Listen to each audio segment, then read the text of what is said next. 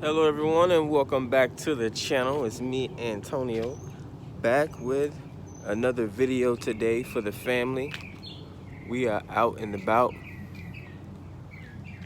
in front of my house. Yeah, we got the birds out this morning. Yeah. So yeah man, out to give a nice little lecture. Expand the consciousness of the people in whatever subtle way I can.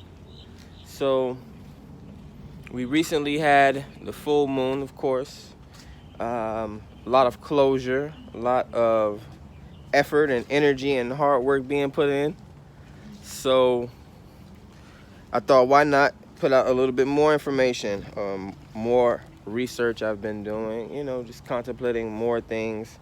And I'm thinking about the planets, of course, and how the different planets, I practice astrology and things like that. I've been into horoscopes since I was like a teenager. So thinking about the planets and learning more about how the planet affects our energy. Well, what are some of the most important planets that we have around us now? And we shouldn't just think of planets as, something far off that doesn't really affect us. Another round sphere. It's funny how most of, or all of the planets are considered or perceived to be round. But then people look at Earth or have this theory about Earth being flat. So if Earth is flat, why aren't the rest of the planets flat? Why don't we look at the sun and perceive the sun as being flat? Or why don't we look at the moon and perceive the moon as being flat? So they aren't just rocks. They are other planetary bodies, other living forces, other reverberating memories. The question would be, or the proof would be, it doesn't take so much to, test these things, I guess, if you want. That's the whole point of being a scientist, but we want to work smarter, not work harder. We love our technology and our inventions in this country, but we can't seem to use common sense. People will want to know, well, how does the sun affect you, or how does the moon affect you, or how does Jupiter affect you, or why should we learn astrology, or why wouldn't you want to learn about the very things that you live on, the planet Earth, and more about the things that affect this planet that you live on, i.e. its brothers and its sisters and the other planetary forces? So the sun, we know very well that the sun affects us physically, right? On a hot sunny day, we get the sweating, right? See, the power of the sun or the masculine is very prevalent. There's a lot of reverberating energy there. The sun gives us energy and power. Pretty much every every single creature or living force on this planet is powered by the sun. The trees, again, they grow upward. Our hair grow upward. The gravitational pull of things is very prevalent. We see it. Again, we go out for walks. We go out for jogs on hot days, and it affects our bodies.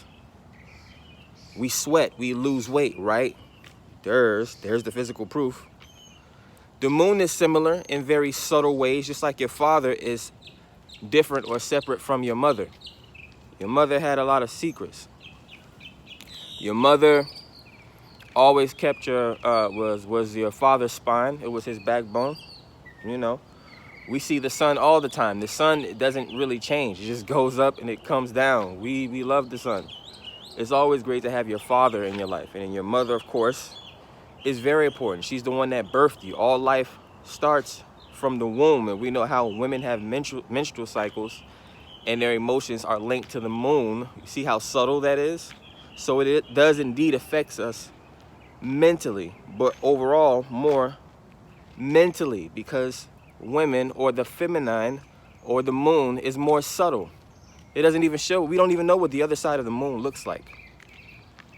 We just know that the moon goes through phases, just like women love changes of scenery, just like the emotions change throughout the day. It can change in a second like that. That's why we should be mastering our emotions and living up to our highest potential and not being distracted by, things, things float in the sky. Birds float in the sky. Planes float in the sky. Superman floated in the sky. But when it comes to the sun that's floating in the sky, or the moon that's floating in the sky, or the other stars that's floating in the sky, and even other seen and unseen forces and ethereal projections that are right in front of you that live in the sky that you can't even see, you know, we contemplate these things. But that is the whole human condition, the whole human experience. Everything is included in the human experience. Agony, rich and famous, you know, lust, all these things, you know. Everything. You have to become a well-rounded person, becoming whole or holy. Your yin and your yang, yin and your yang, all that stuff, you know, it's pretty much the concept of duality and wholeness.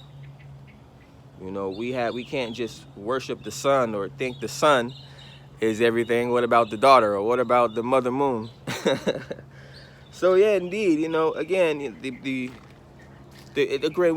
we've reached and we've tapped into a great time of knowing, great spiritual awakening. So questions are being raised, our wise councilmen, the amateurs, the experts, and the ones in the middle are trying to find ways of communication. You know, sometimes there are those of us that have to kick down the doors of these institutions, or just reach the minds of very sane people, very balanced people, very equally yoked people, people that don't think unity is conformity. You know, at the end of the day, you put whatever label you want to put on the language, but we all have to live on this planet together. If you kill off your neighbor, or you kill off a whole species of people, who's gonna help you build the rest of this country for you?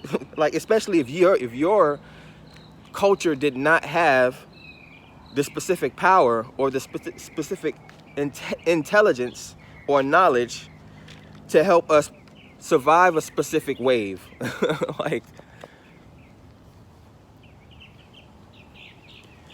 and again, you know, as time goes on, you know, I'm no stranger to people doing experiments on me. You know, before I even turned 18 years old, I was picked and poked and injected and sliced and all types of procedures and MRIs and CAT scans and every single type of medical equipment that could be wrapped up or chained to a person inside and outside of my body. And just learning how to, learning all about the human body. It forces me to learn about the human body and how to take care of myself and becoming more mindful. I was already a very woke before woke was woke, mindful person. Again, my mother, as subtle as she would be, you know, again, me and my dad would handle each other in the daytime. Strange, because we're both very nocturnal beings, but we never really interacted during the night. But then again, my mom would wake me up in the middle of the night, 3, 4 in the morning, again, crying, telling me she didn't want me to talk back to her or express my son or my soul or my power. You know, man can be forceful or triggering sometimes. But yeah, more simple storytellings for you to enjoy. Hopefully it doesn't sound too far off or too that I'm just ranting or anything like that, or I have like anger problems or anything like that. Far from it. How can you be a counselor, or how can you be I just try to be as serene as I can be. I'm not trying to fake anything. Like, why would I try to fake something just to have people turn around? Like, the last thing I want to have to do is explain myself to somebody. So there's no need to put on any type of front or act like I'm just this special person in the world. I'm just like everyone else. But that's all for me today. Check out the social medias, man. Check out my handles. Instagram, Twitter, TikTok. Gonna upload this video to YouTube. Probably gonna get some readings done. Yes, sir. Time to work. Time to work. All right, be safe.